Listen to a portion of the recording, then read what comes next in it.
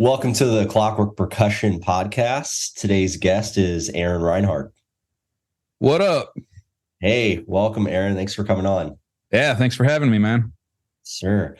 So the idea is to get to know you better as a drummer. How did you get started? The pots and pans. You know, just like a lot of us, I was 3 years old. I was jamming on that stuff in the kitchen. There's some really good old family video of me doing that, and my older cousin, he's being a goofball. He's like making some Coors Light ad in the midst of it. He's like 10 years old, drink Coors Light, and I'm jamming the pots and pans in the background. So it was a pretty good time. But then I took like a 7-year hiatus until band starts in school. I started on the trumpet, and I did that for like a month, but I had asthma, so I ended up being a drummer almost by accident, and I kind of stuck with it from there. I did everything in school. I did marching band and jazz band and steel drum band in college and church bands and metal bands and, a little bit of everything in between. And I picked up guitar at 10 as well and kind of bounced back and forth between the two. But drums is my home. That's definitely where I was supposed to be. I was right when I got the pots and pans going. Nice. That's awesome. I'm actually kind of similar. I started with guitar and I did a lot of band stuff in junior high and then landed on the drums later, but that's home for me. So what was your first band that you played in? I don't even know if we had a name. It was some buddies from junior high.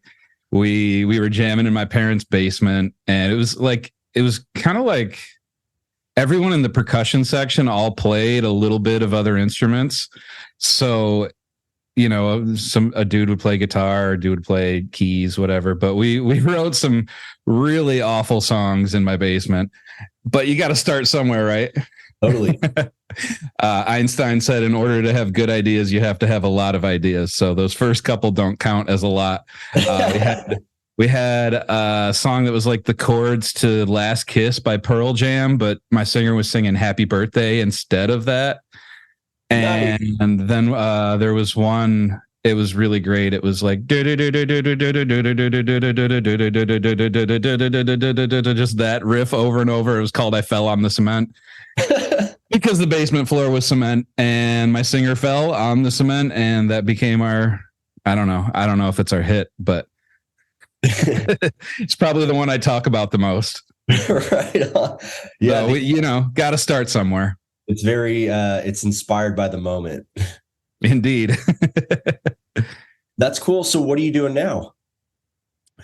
I guess through my 20s, I played a bunch of original music, and about, 6 or 7 years ago, I was like, I'm sick of putting money into playing music. I really would prefer to be making some money, because with the original band, it's just like, always pouring money into merch, never making enough to pay for gas, or maybe gas, but not much past that. And so I started doing cover bands. Then the one that I was in for a while, we did some originals too, but that's a thing of the past. So I have two groups that I play with now. One's called Zang, like we stole it from Wayne's World, like Zang. And the other one's called Storm the Masses. So Zang is like rock and pop and a little bit of country, and then Storm the Masses does mostly classic rock cover tunes. Yeah. A little on the heavy side too. Like we get to do some Pantera and Drowning Pool and fun stuff like that. It's funny, sometimes people like dance more to that heavy stuff than they do to the dance songs. That's rad. Pantera is awesome music to move to. Indeed, yeah, and I get to go see him with Metallica, and it's under 2 months now. The countdown is on. Very cool.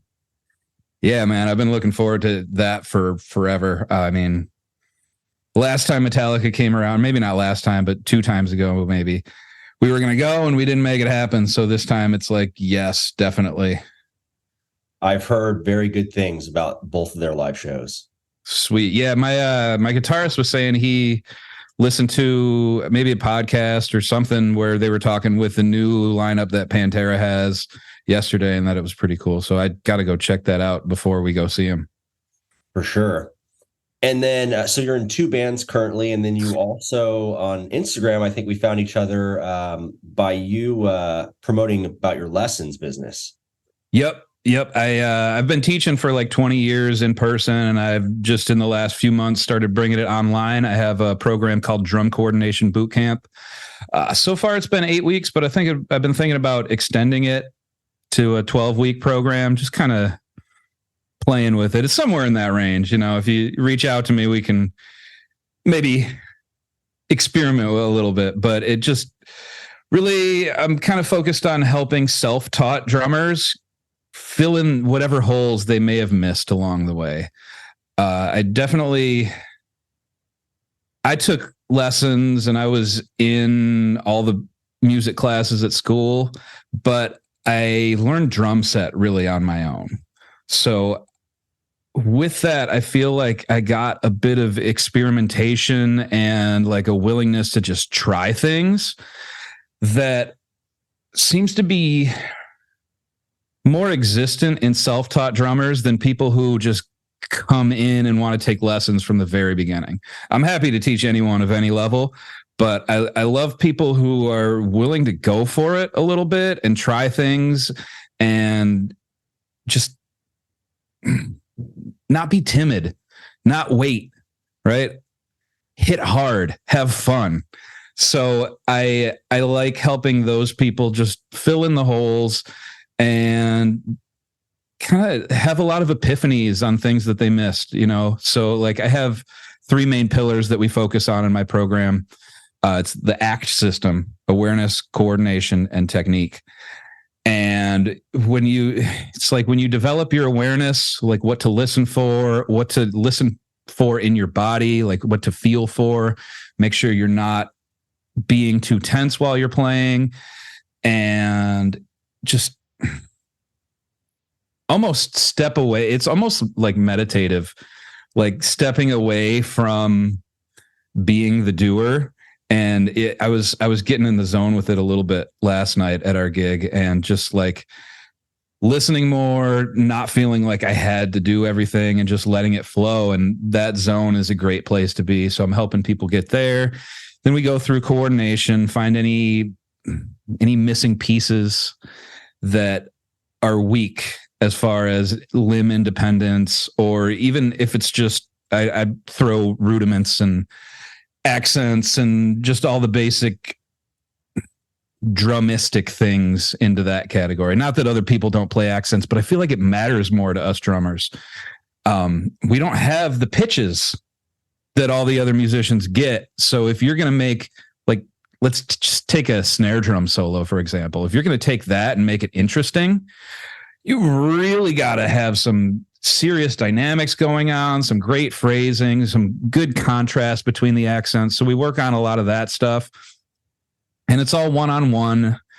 We're on Zoom just like we are here, and it's fun, man. We work on just getting the technique issue solved and having big breakthroughs. I really like to work with people who are in bands too, because to me, that's like the biggest catalyst. Just having taught for as long as I have, going back and seeing the people who really, really make progress and get things done. It's when they join a band, and it's, I don't know if it's peer pressure or if it's just a reason to work on things, but that's when music gets fun, especially as a drummer. Like as a singer, if you're a singer guitarist, you can go out and play gigs all by yourself all day, make probably way more money than you're going to make in a band doing covers anyways.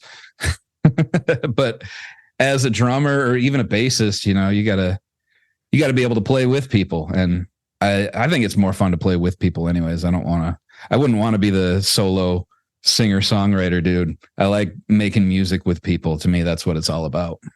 Totally. Yeah. The connection is unparalleled. And I love how you focus on like the application of actually putting what you're learning, what your students are learning to use in a band format. And an 8-week course, that sounds amazing. I mean, if you extend it to 12, that's even better. What kind of feedback are you getting from your students? The biggest stuff is a couple people on the first day are like, holy crap, I can see a huge difference already. Just in like maybe changing from French grip to German grip and making sure that we're being relaxed. And I draw people's attention to the evenness of their rolls a lot of times. There's three aspects to an even roll. There's timing, there's volume, and there's tone. I think timing is obvious that they need to be spaced apart. Volume is probably the issue that more people have than anything, and it's just their strong hand is louder than their weak hand. So we work on, bringing the weak hand up. And I just had an epiphany on that one the other day. I'm still learning too, like I usually just make them play louder with the left hand, but I was doing it with the guy that I've had in the program the longest, like a couple people have chosen to work with me past the 8 weeks so far. So the first dude I had, his name's Nico. He's out in Colorado and he had a group called Light Collector. I think they're moving on to other projects, but they do some cool stuff. And we went back to just singles again, like we did in the first session, but we're a few months in now, and he's doing it left hand louder. And then I watched him ease the left hand down. I don't think he did this consciously. It just eased down and it met the level of the right hand. And I'm like, dude, that's exactly what I should have been doing with people all along. Or even like crescendoing the left hand independent of the right hand and then doing the same. And when you really get the feel of each different height against each other, there's no way you're not going to find the balance eventually. That's awesome. What's the third part of a roll? The third aspect is tone, which essentially just comes down to keeping the tips of your sticks together, playing in the center. You hit the center of a snare drum, it's dry, it's a clean sound, but the edge is always ringy, like that Chad Smith snare vibe, right? And if you have one hand hitting the center and one hand hitting the edge, even if your volume and your timing are consistent, the tone is going to make it sound different. It's going to sound like two different drums. And it's, if you're intentional about it, like there's always defaults, right? Like I'm hitting the snare in the center most of the time, but maybe like, What I Got by Sublime.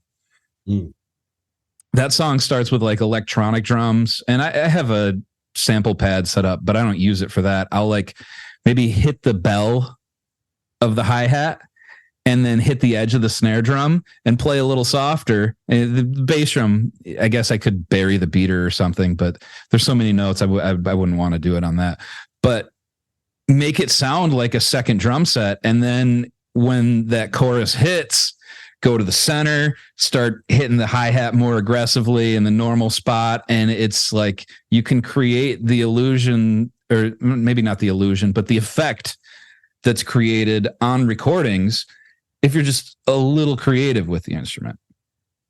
That's very well articulated. And I don't think I've heard anyone really talk about that before, but I mean, I think it's really cool that you're teaching that and able to talk about it that way. Cause I think, we all have played on the edge of the snare. It can get, we experiment a little bit, but you're totally right. Like the center is where all the action is, most of the time. So that's great. How can people get a hold of you if they want to take lessons online? Yeah. Reach out to me on Instagram. My @ is Aaron Reinhard Drums. So you got to have 2 D's in a row, Reinhard Drums. And you send me a DM there. Say DM me the word clockwork. So I know you came from here, right? So I know you're good people. Nice. I love that. Aaron, who's your favorite drummer? Me. No, I'm kidding. I just one. I mean, no, go as can I name like 15? Sure. Always Bonham. I guess if I got to pick one, it's probably him, but Danny Carey is one of my favorites. I've been using I also love his drumstick. Really? His signature stick I got it right here, actually.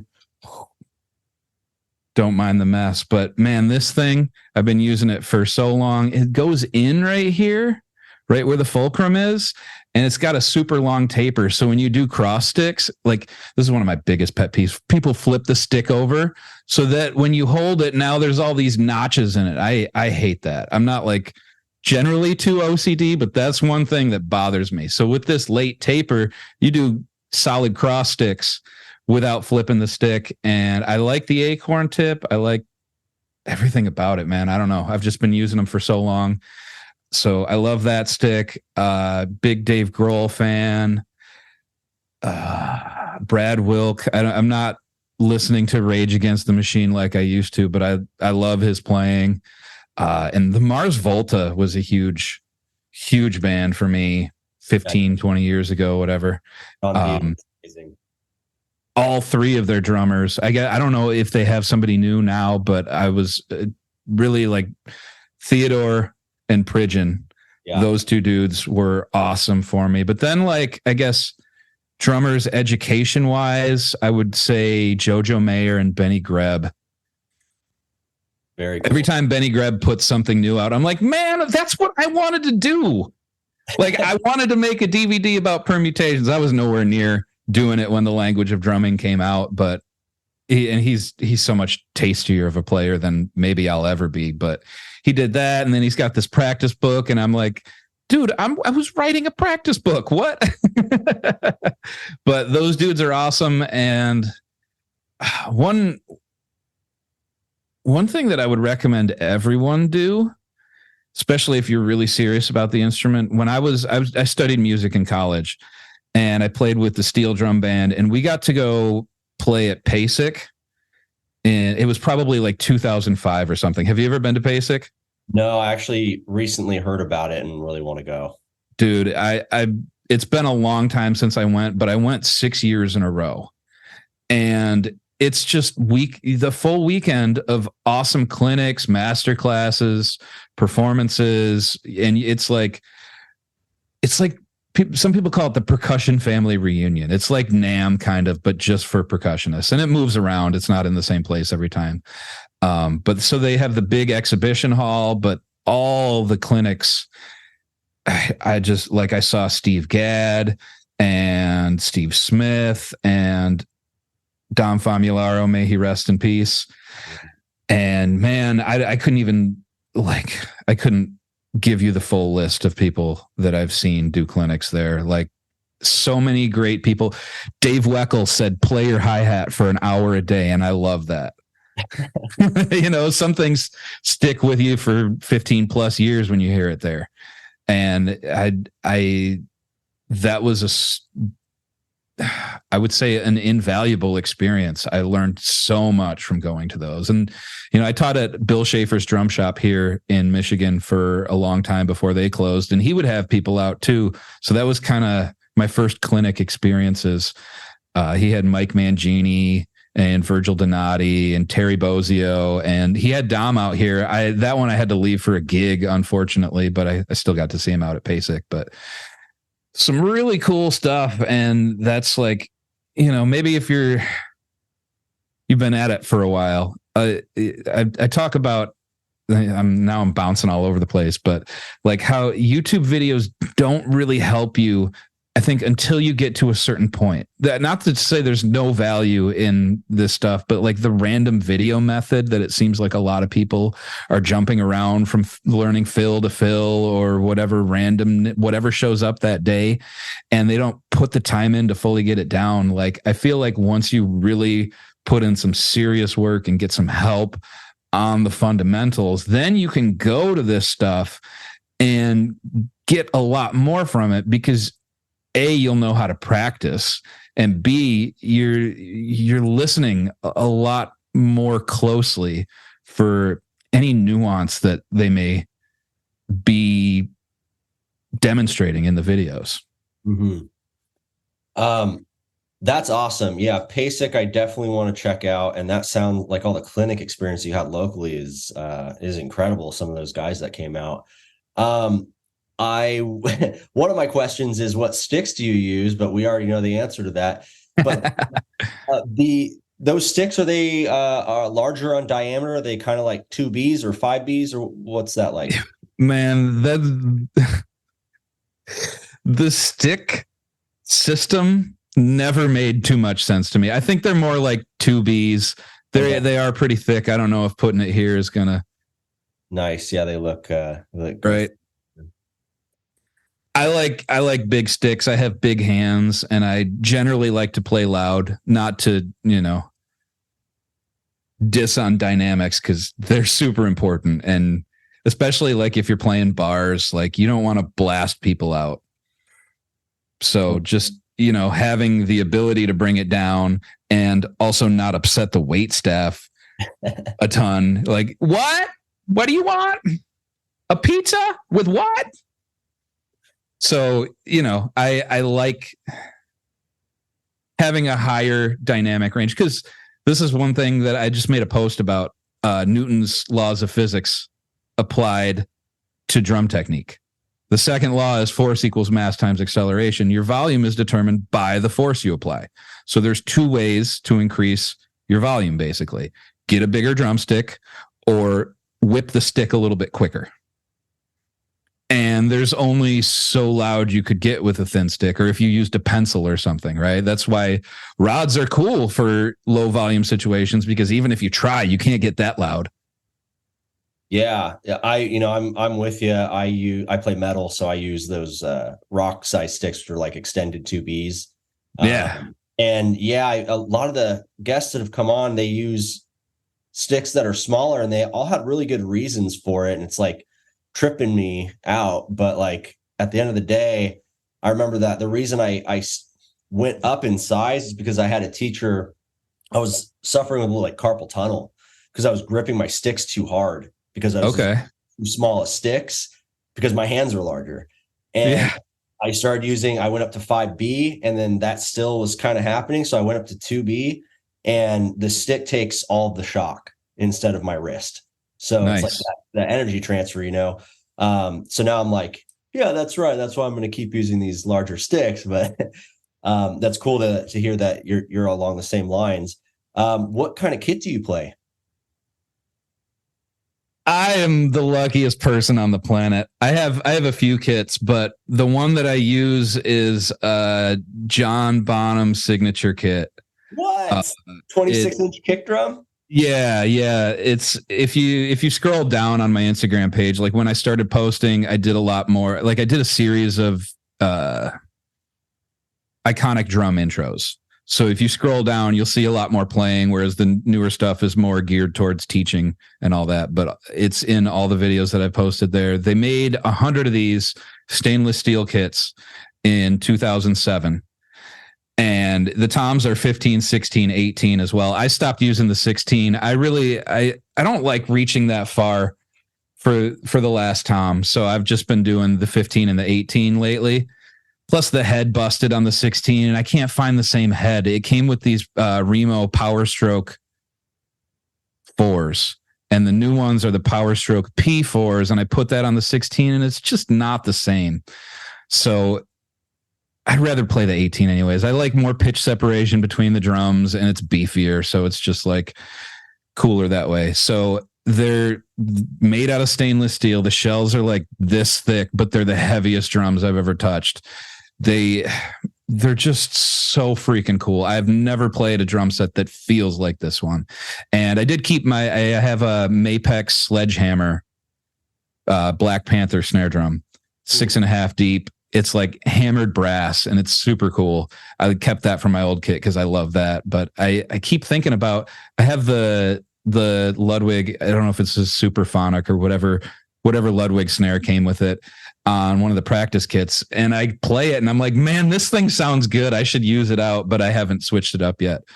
So that was sitting at the drum shop that I was mentioning, Bill Schaefer's. It was the oldest drum shop in Michigan, but it closed just before COVID. So not anymore, I guess. But man, it was sitting there for years, and the dude wanted more than I could pay for it. And then I walk in one day, the owner of the shop was like, dude, I just bought it from him for half, and I'm going to sell it to you for that. And I'm like, It's the day. So I upgraded some other pieces that went with it. It ended up costing me a little bit more, but there's 100 of them. There was like one sent to each state, and then the other 50 are somewhere else around the world. That's incredible. I didn't even know that existed. A John Bonham stainless steel kit.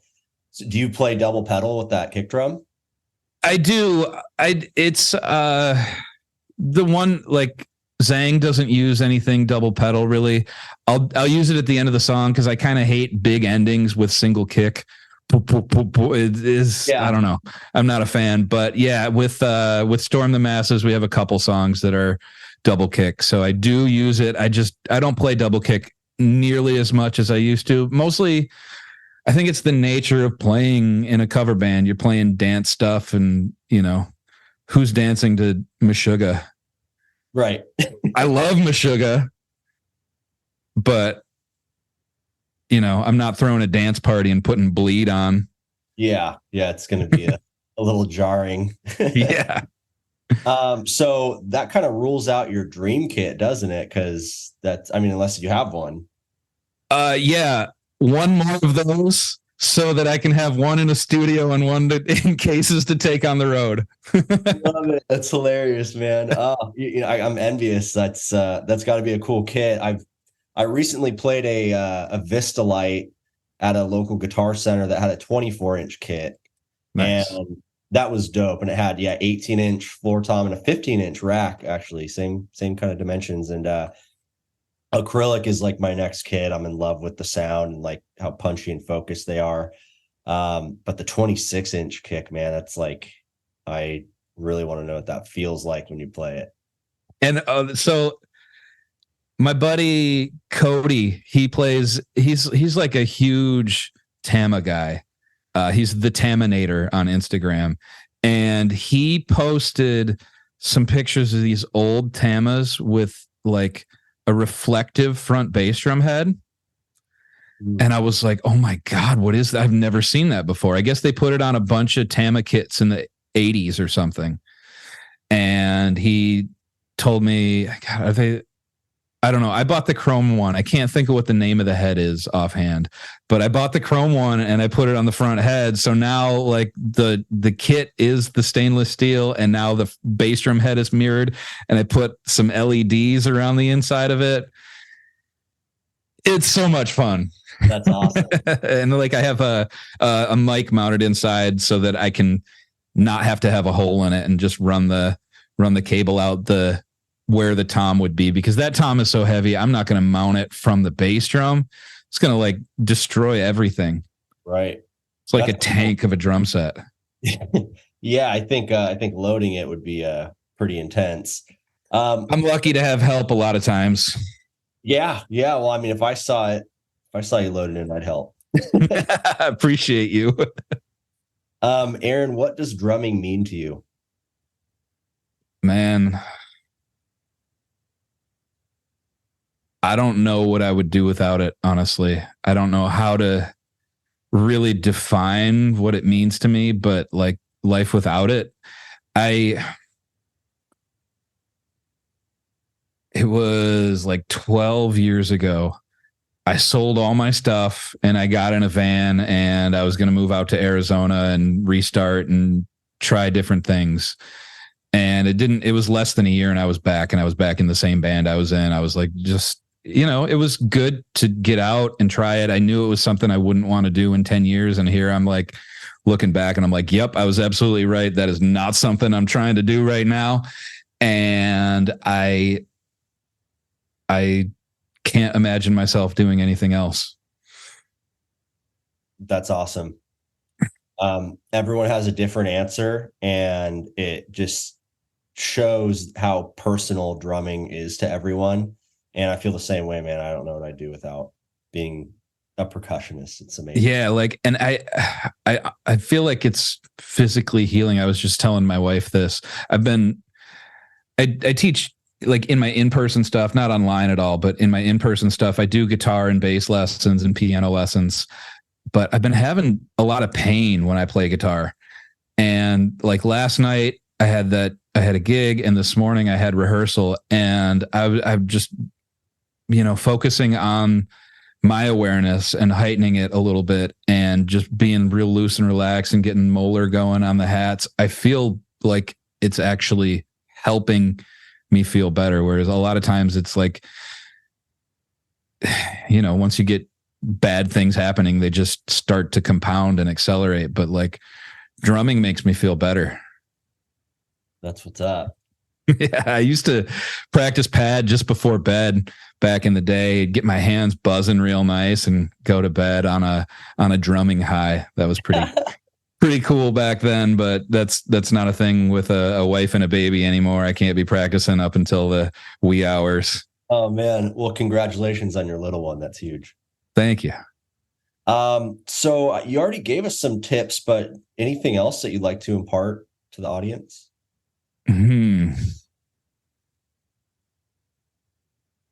I have a million of them, but when you put me on the spot like that. Yeah, right.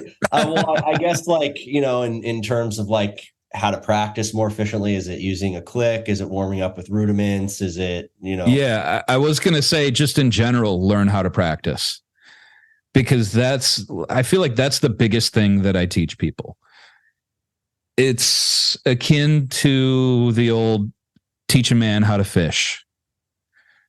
So whether it comes down to breaking a pattern down to just doing 3 notes, like when people are really learning coordinations, I break like all the basic rock grooves down into 4 main coordinations. First one being together, as in the bass drum and the hi-hat hit together. Then in between, where the bass drum starts to be in between. So with the first set where everything's together, people usually don't have trouble with that. And they usually don't even have trouble with reading it. Every note's consistent. Even if you don't get the rhythm right, for starters, as long as you're getting the order, we're making some progress, and then the rhythm comes eventually. So when we move on to that second one, where the bass drum starts to be in between, I do like when we hit the bass drum and hi-hat together, I call that both, because you can't say hat.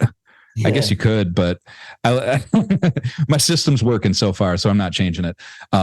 Both, hat, bass. And we just do those 3 notes a ton of times. And then the next one is double on. So the bass drum is doing a double that starts on the hi-hat note, and we do both bass, hat. And then the last one is double off. So the bass drum does a double that starts off the hi-hat, and we do hat, bass, both. And once you get those small chunks, it's like learning a language. You don't like start vomiting out sentences when you start talking. You just get a couple words, and then eventually you make phrases and then sentences, and then you can like learn to read and write, and you can write paragraphs and chapters and books and whatever from there. So when you master the small words, you put them back in context and things just work. I definitely, you mentioned the metronome. I definitely encourage the metronome, not just for like, I have a training that I've been working on with a metronome that I'm going to be putting out soon. I'll be posting about it, and it'll be on my website, but that's probably a few days away at least before it's up. But the metronome really serves 2 purposes. Obviously, developing a solid sense of time. Like no one's going to dispute that. But the second one, I think people overlook a little bit, and it's just measuring progress. From day to day, you don't know if you're getting faster or not unless you have a way to measure it. You might feel like you're faster, but actually be slower. Maybe you ate one day and you didn't eat the other day, or you're tired. Any number of things could affect your perception like that. So if you have something consistent to measure it against, then you know if you're making progress or not. And, like keeping a journal and making sure that you know what your tempo was yesterday and what it was today. It's not always going to be, progress isn't linear. It's more like a roller coaster, but you're ultimately going up overall. But there's dips in there. God, if we were all better every time we touched the drums, everybody would play every instrument they wanted to. You know what I mean? Totally. It's pushing through the difficult days that really define you and make you worthy of being a drummer, we'll say. So using it to track tempos and progress. And then the other thing I like to do with the metronome is, like Benny Greb talks, he has his gap click app, and it's like just starting to remove beats. And Victor Wooten talks about it in his book, The Music Lesson. I love those 2 books. The other ones I'm talking about lately are The Inner Game of Music and Effortless Mastery. All 4 of those books. If you're listening and you haven't read or done the audiobook, I'm an audiobook guy these days. Check that stuff out. There's invaluable stuff in there. But like what I do typically is I'll have 8 beats and I'll remove the last 4. So the space, it's almost like using a metronome becomes a crutch at a certain point. And if you put the space in there, that's time that you're accountable for without hearing the metronome, and you can really test yourself. If you come back, like if your beat 1 is before the metronome comes back in, you were rushing, and vice versa. So that skill is a huge, huge thing for anyone using a metronome. That's very cool. And Aaron, how can we find you again on the internet? I'm on Facebook, YouTube, and Instagram. If you want to reach out to me, definitely reach out on Instagram. Same at each one of these, at Aaron Reinhard Drums, AARON REINHARD DRUMS. I don't do the Z. I'm not that cool. And then my website is drumcoordinationbootcamp.com. That's incredible. So that training will be up there shortly. I don't know when we're posting this. I'm probably posting it immediately after we hang up, right? It might be a couple weeks. Okay, sick. Well, then it'll definitely be there by the time y'all are watching this. If it's not, I'm a huge slacker, and you should, yell at me for it. Very good. All right, Aaron. Well, hey, thanks so much for coming on the podcast, and you're welcome back anytime. Actually, I hope that we get to talk again because you had so many interesting things to say. I'd like to dig in a little bit more later. That would be great. I would look forward to that so much, and thanks for having me.